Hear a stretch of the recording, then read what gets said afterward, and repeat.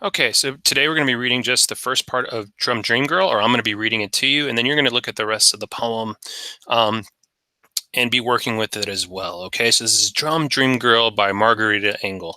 And what we're going to be looking for in the poem is one of these things.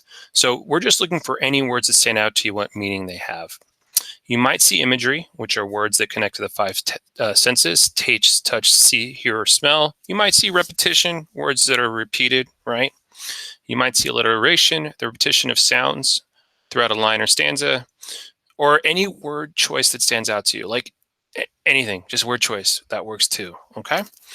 And I'm going to model this in the first four stanzas of the poem and then you guys are going to play with the rest of the poem.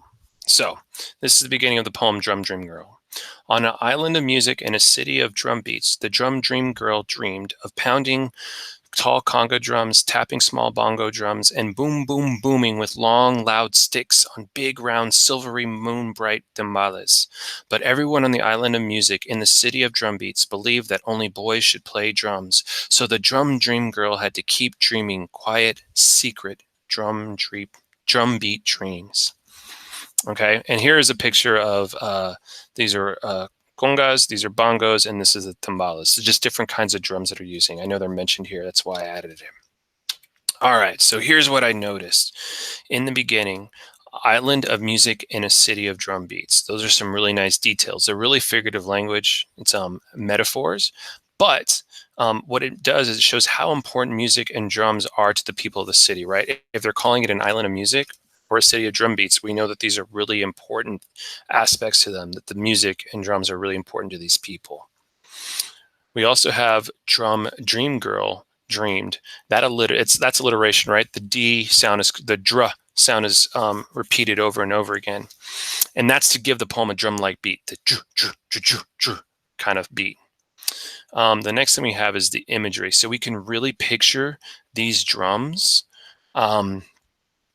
through the moon bright timbales, right? So we can really picture what they look like, and we're trying to picture how they sound with these details of the boom, boom, booming.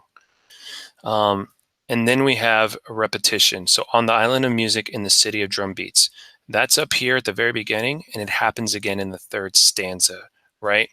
So it just really emphasizes how important the music is to these people by repeating it again.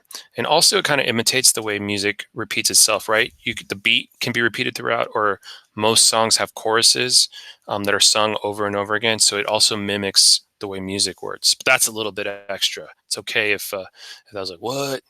And then down here, I have this highlighted in two colors because it repeats again the Drum Dream Girl piece, but it's also alliteration. So they repeated that alliteration line. So what you're going to do is kind of look at the poem later on, any part later on after the first four stanzas, because I already worked with the first four stanzas. And you want to look at what just stands out to you. It could be anything. And after you look at what stands out to you, you want to label it if you can. So like if you don't know what it's called, just put word choice. Okay. And then explain what meanings the words have. In essence, you want to answer, why did the poet choose to add that into their poem? All right. So that's what we're going to be working on, and we'll talk more about this later.